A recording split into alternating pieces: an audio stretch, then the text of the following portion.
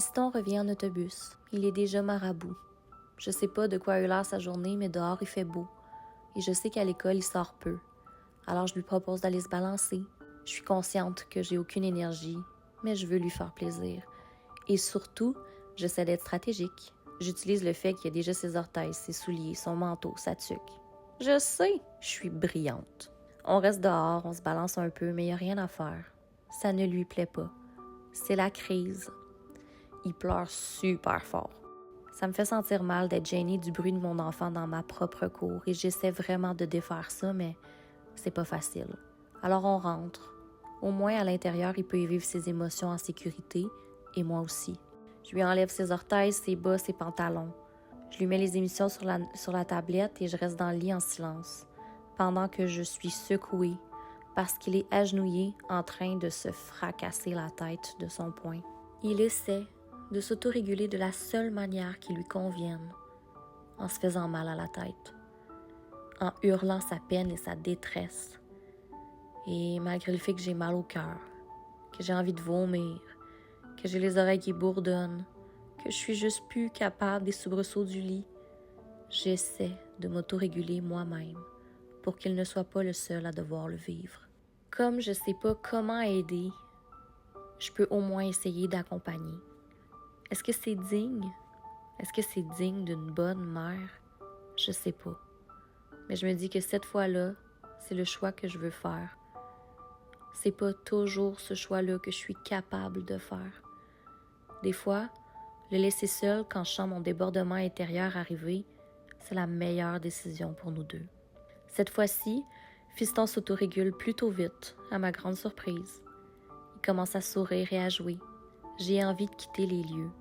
Mais je veux pas qu'il pense que dès qu'il va bien, je suis plus là. Je veux pas qu'il pense que je suis là seulement quand il a besoin non plus. Alors, je prends le temps.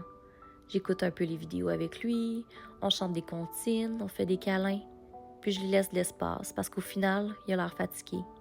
Il a probablement eu une mauvaise journée à l'école aujourd'hui. À 15h31, je suis assise au salon.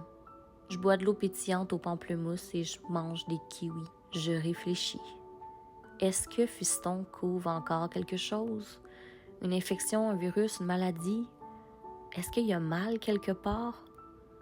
Qu'est-ce qui se passe avec lui? Est-ce qu'il est arrivé quelque chose aujourd'hui?